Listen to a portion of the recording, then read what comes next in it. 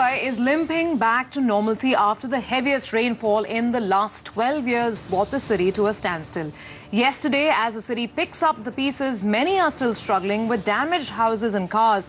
So how should you approach your insurance claims? If you have any queries, you don't know where to start, what the right steps are, and how to ensure that you get that payout. Over the next 30 minutes, we are right here and we have experts to answer all of those queries live right here for you. All your insurance queries relating to claims with respect to any flooding answered on Money, Money, Money. Good evening and thanks for joining us on this special edition of the show. I am Surabhi Upadhyay. Well, joining us is the COO of Future Generali, Mr. Easwara Narayanan. We also have Harshvardhan Rungta of Rungta Securities with us. And joining us all the way from Kolkata is Rahul Mohta of Ideal Insurance Brokers. Gentlemen, thank you so much for taking out the time. It is an important time. There are a lot of confused people out there who are trying to grapple with the situation and minimize the financial damage. So, Harsh, let me first start with you. Motor is the first aspect, right? Because there are a lot of people I know out there, some of our colleagues, friends, who simply found their vehicles flooded with obviously the engines having seized up, and then they don't know where to start. Do you immediately call the mechanic? Do you call the insurance company first? How to go? So, well, Surabhi, when you talk about your vehicle getting stranded, getting submerged in water, the first thing is, if you can intimate the insurance company. Why I say if you can, otherwise it is a mandatory process. Considering where we stay, where we are in the kind of state that the city is in right now, there is a great possibility that the traffic department or any other public authority may move the car away. So ideally, you're supposed to inform the insurance company and not move the vehicle in the state in which it is. So in this current state, when we're talking about a calamity and which the entire city has been submerged, so in that context, you can move the car for the moment, but intimate the insurance company over a phone call at least. They have a call center where you can call them, or you can write an email to them if possible and inform them that the vehicle has undergone this particular issue where it is and it was stranded at a particular location and it has been submerged in water. So the first step is to intimate the insurance company. Now, with regards to the process of starting the repair work on the vehicle, wait until a surveyor is appointed. So because the insurance company will take a note of this, appoint a surveyor, the person will come across and assess the loss and he'll give a go-ahead to carry on the repairs. Okay. So until then, wait. But if you wish, at this juncture, when the public authorities will move your car away to a nearby garage, I think you can go ahead and do that at least. Okay, let's see if we can connect with Mr. Narayanan of Future Generali. So one of the issues that comes up, and correct me if I'm wrong, I think one has to be very particular because it seems that if you actually go and try and start your car once water had flooded it in, the chances of you getting that insurance claim perhaps go down. So do throw some light on the specifics and the mistakes that people should not make to ensure that they get that claim. Basically, what do you call a hydrostatic cover? And normally this, as you said, there is a tendency to crank the engine once, twice and thrice when it is submerged in water. And this is what aggravates the loss to the damage to the engine. So we constantly advise our customers not to crank the engine. In fact, at the sight of a rain, we start sending SMS and send stickers on our website. And even at the time of taking the policy, we advise our customers not to do this, because this aggravates damage to the engine. And see, there is an insurance cover for this also as an add-on cover, which can be taken at the time of taking the policy. In which case, if such a loss happens, if there is an ingress of water following repeated cranking of the engine, which one must not do and which one ignorantly does, it is covered under the extension. But all the same, the damage to the car is done. Which is why we precisely say this shouldn't be done. Okay. So stay on with us. I'm also getting some queries, and this is a query from Twitter user Ruchi. She's asking about her car. She says water entered her car yesterday and it doesn't start anymore. So she knows whether the damages are going to be covered under her existing motor policy. This is exactly what we're discussing. And on this, let me also bring in Rahul Mohta. Rahul, what's the first step? Because you don't know if it's an engine damage issue, you don't know if it's brake failure, you don't know what's been damaged. All you know is you see water in your car. So give us step 1, step 2, step 3 to ensure that at least the financial damage can be minimized. Okay, so as we were just discussing about the hydrostatic lock cover, this is primarily happens the most when the flood water gets into a car. So the engine does not get damaged because of the flood water or any kind of water getting inside the engine. It is actually the subsequent cranking of the engine because of consequently trying to switch on the engine and pushing the key across this thing. This is because the consequential loss happens. So if you ask me stepwise, so if your car is submerged in water and it is not starting, or it has it is in a switched off mode or something, don't try to switch it on. Any which way you will not be able to do too much into it. Second is, first try to get out of the vehicle. We have seen situations wherein the auto locks of the cars gets cranked off and you are unable to get out of the vehicle and get injured because of these things, and try to lodge an insurance claim. So that's primarily the stepwise process. We as a broker, stand an edge primarily because all you have to do is that you just call us up and we take it from there. We have all the details about your policy with us, and we liaison with the insurance company for lodging the claim and subsequently getting the surveyor appointed and all those stuff. So that's primarily the process for people who have taken the policy through an intermediary. Okay. Let me ask you, Mr. Narayan, at Future Generali, even for instance, is there anything specific that you're doing additionally to expedite the claim settlement process? I mean, after this Mumbai situation yesterday, what is the response from your end? Yeah, in fact, we are attempting to do quite a few things to make customers' life a lot easier. One thing is, yes, we ask them to intimate us either on phone or on SMS or to our office anyway. And we also provide the service of, doorstep flush and clean. Sometimes what happens is the loss may not be major, and, there could be a lot of water ingress into it, and the engine itself may not have been damaged, parts themselves may not have been damaged, and even if they are damaged to a certain extent, it would certainly be a good idea to flush and clean them in the first place. So this is one thing we are giving as a doorstep service. Okay. And of course, this does not mean that the claim ends there. If there's any further loss or damage, those are paid. Secondly, we also have a roadside assistance partner through whom we have arranged to, tow vehicles which are, submerged in water. Oh. So that is another free service which we are giving, as an extended act of customer centricity. Okay. Harsh, let me come down to... and one more thing, we have also organized a yard. Okay. We have also organized a yard because we perceive that, your dealers' places are supposed to be flooded with cars. Okay. After every flood, the next flood is the flood of cars that happens at the repairer's place. So sometimes they got to get exposed. So we take them to a yard and we have engaged special services to do a complete cleanup there. Not simple flush and clean, but a complete cleanup. Sure. Let me get down to some more specifics on motor insurance. Harsh, there is also the question of complete loss. Right now, we're only discussing, with respect to flooding in the car. There can be cases where the vehicle itself is drifted away and there's absolute loss. There can be a case of specific engine damage. And, throw some light on this, because I believe there are very specific, highly specialized policies to get engine covers. I don't know, do they make sense? And what happens if your car is literally just drifted away or a tree has fallen down on it? So, there are two kinds of damages. One is a total loss. So, in this case, the cost of repair of that vehicle is possibly equal to the sum insured of the IDV of the car, or is it, it may be exceeding the IDV. So in that case, it is considered as a total loss. The insurance company is better off paying off the entire claim rather than paying for the repair of that vehicle. So that is a total loss situation wherein the company will reimburse you for the up till the IDV that is there in the policy. Now, in case of specific case, we've been discussing not to ignite, not to try and on the car, because it leads to engine seizure. Now, there are certain extension in regular policies which cover engine seizures as well, at an additional cost, of course. So what happens in this case? Now, what we're talking about, the cars being submerged in water, the first thing, of course, is that you will not try and on it. You need to tow it away. You do not need to on it, because as we've been discussing all the time, that it is not going to work for long anyways, and it may lead to further damage of the engine. So what you need to do is ensure that it is at least towed away from, it's not blocking traffic, because otherwise the public authorities are anyways going to do that. The government authorities are anyways going to move it away. The traffic department is going to move it away. So it needs to be moved away. Now what happens is, when you take a regular policy, the damage cost due to flooding is included. So whatever is the cost of repair of the vehicle will be paid subject to the policy terms. Sure. Now, when there are certain extensions that are available to the regular own damage policies. Now, one is a depreciation reimbursement. In this case, whatever is the depreciation is not taken into consideration, but actual cost is being reimbursed to you, whatever is the cost of repair.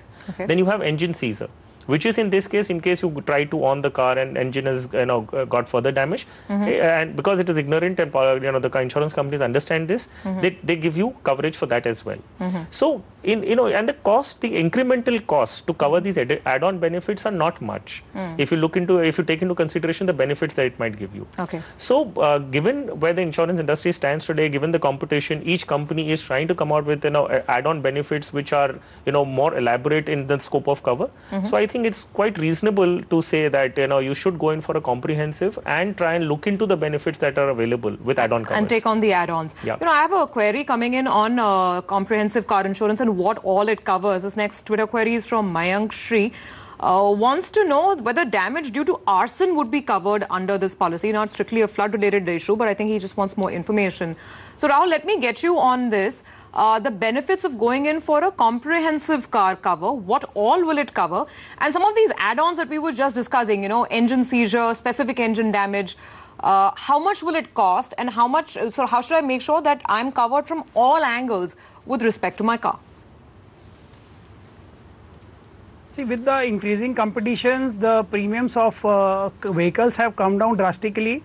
In order to make up for the downturns in the premiums, insurance companies have come out with a lot of add-on covers, which gives a lot of coverages, as my fellow colleague was just sharing, like depreciation waiver and back invoice policies.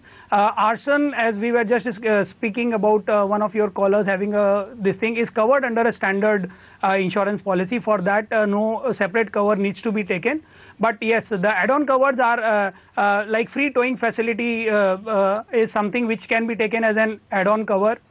The depreciation waiver can be taken as an add-on cover, primarily because if your vehicle gets into a total loss mode today, you will not be paid the cost of a new vehicle. You will be paid the cost of a depreciated vehicle. So if you had bought a vehicle worth of 10 lakh rupees 2 years back, you might be paid 7 lakh rupees, which will be the value of the policy right now. So if you take a back to invoice cover, so in that case, you take a policy for 10 lakh rupees, and in case of a total loss, the insurance company actually pays you 10 lakh rupees, with which you can buy the similar vehicle at today's market price. So these are some of the things. Then there are loss of key covers. You might be losing your key while being stranded in flood or something. So getting a key replacement for high-end vehicles is now a very expensive proposition. So those covers are also provided. So these are some of the add-on policies. We keep on advising our clients. The premiums are not very much. If so, a depreciation waiver cover or a back to invoice cover will cost you something like a 0.8 or 0.9% of the sum insured of the vehicle. So that's a 10 lakh vehicle will cost you another 10,000 rupees as an additional premium for covering the engine stay, the hydrostatic lock cover, and an additional 0.5% for coverages like back to invoice or depreciation waiver. Okay, all right, gentlemen. Premiums are always calculated on the value of the vehicle what you declare. Sure. We need to take a quick break on that note. On the other side, we've covered motor. What about your house? Did you buy that house insurance? If there is flood-related damage, then can you settle claims? If you've not done it today, and if you live in Mumbai, this might repeat. So do you need home insurance? We'll talk about that on the other side.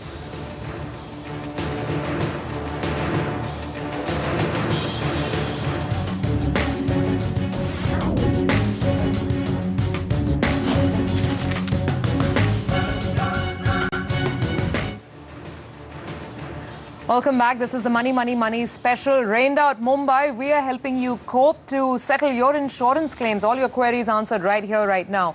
Mr. Narayan, who's with us from Future Generali. So, simple question. What is the immediate documentation requirement to start filing for claims? And also, there are certain norms, reporting requirements that you have to intimate the company, the insurance company, I believe, within 48 hours of the event. Is some of that being waived off in this case, or will those conditions apply?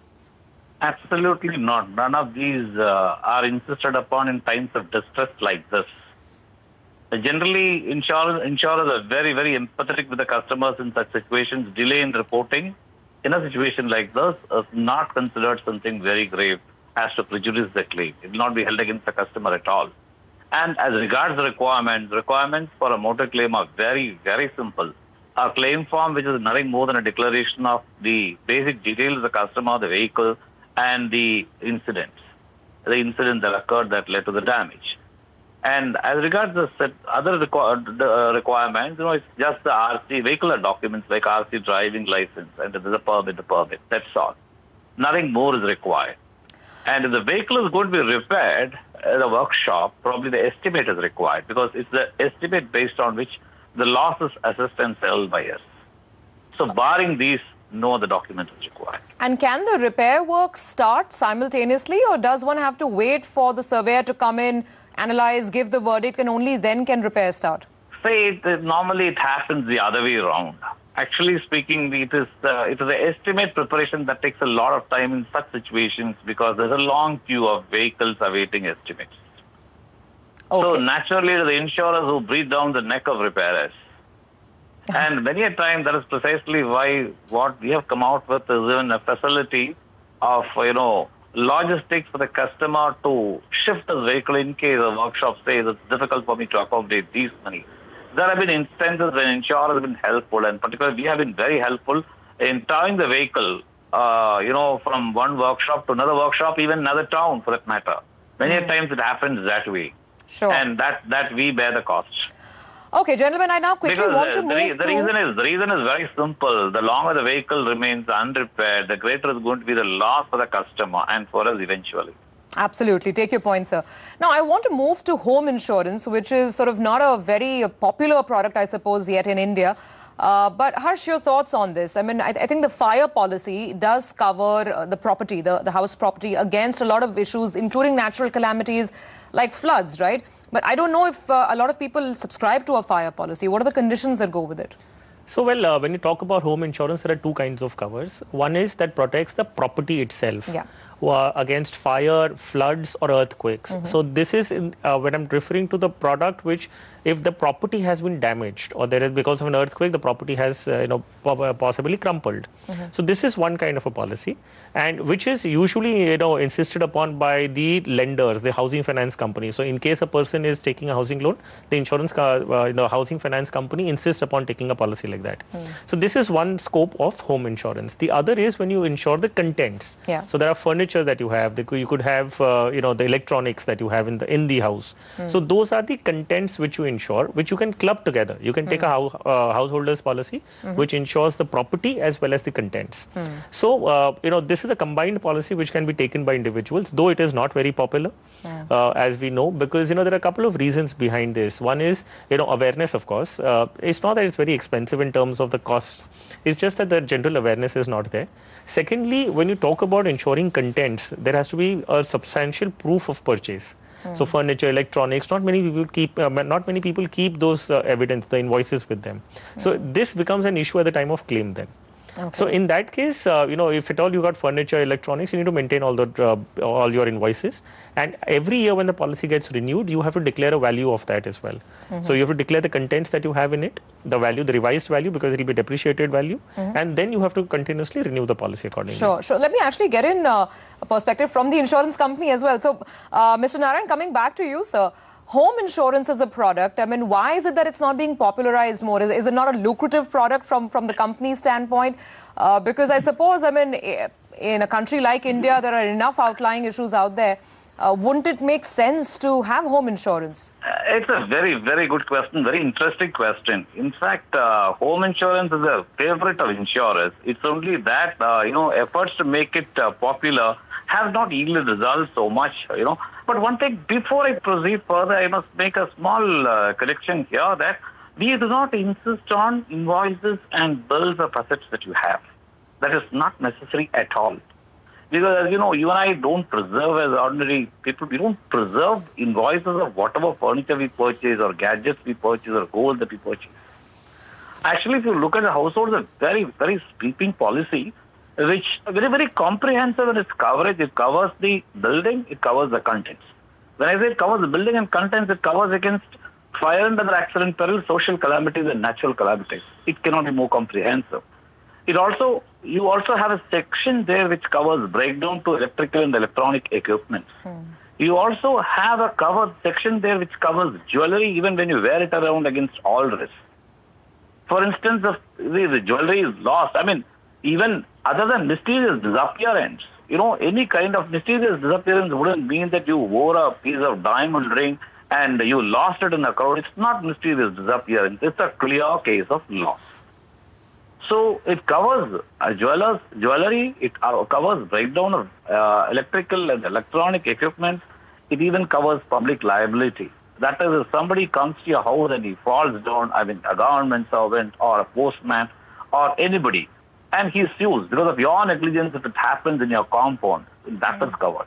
It even has a section which covers your liability to your employees. Which I'm telling you, in 5 years, 10 years from now, is going to be very, very difficult. Sure. But then, why is it not popular? This is a very good question. I'll tell you my personal experience. In fact, I've talked to more than a dozen people personally to understand the psyche when, post Chennai floods. Sure. Now, Chennai floods was one when people saw homes, water masses entering their homes.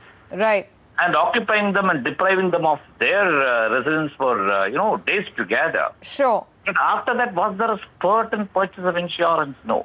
See, the biggest problem here is that unlike in motor and health insurance, where people see frequency of claims, it makes it so realistic and so immediate. But perhaps, sir, it's a function of awareness, and gradually, I suppose, I mean, that's the reason why we're hosting the show right now, to spread awareness and let people understand what their options really are.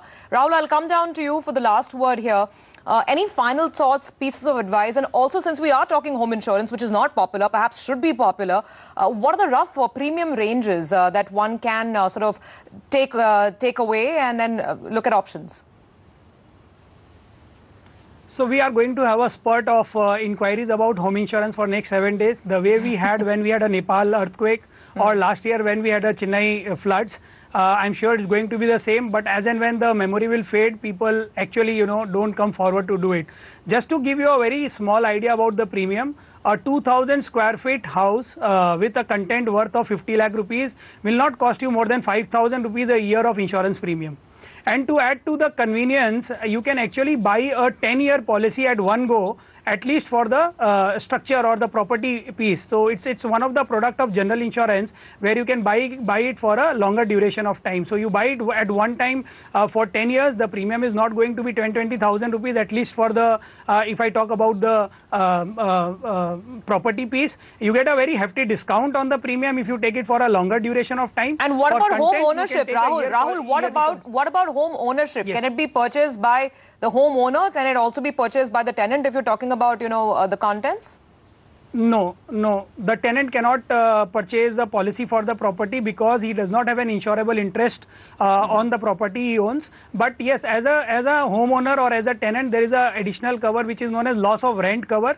So for example, I live in my owned property and because of rain it gets damaged and I have to shift to a rented apartment. The insurance cover also, if you opt for that cover, the insurance policy will also pay for the rent what you pay for, say 3 months or 6 months till the time your house gets back to normal where you can live in. So there are a host of additional policies, but the challenge here is to make people aware why they need to have a standard home insurance policy, which is not going to cost them, 5 rupee a day or 10 rupee a day at a max. If they go for it. Home is your priced possession. You live in it. Your family gets this thing in it. Otherwise, but the awareness is not there. Well, that's the effort. That's the effort, gentlemen. That's exactly why all of us are here. Mr. Narayanan, even after braving, I think, Mumbai weather and traffic till 2 a.m. last night, has joined us on the phone to get this off the ground. Thank you very much for joining in and spreading the awareness and the knowledge. That's it on this special telecast of Money, Money, Money.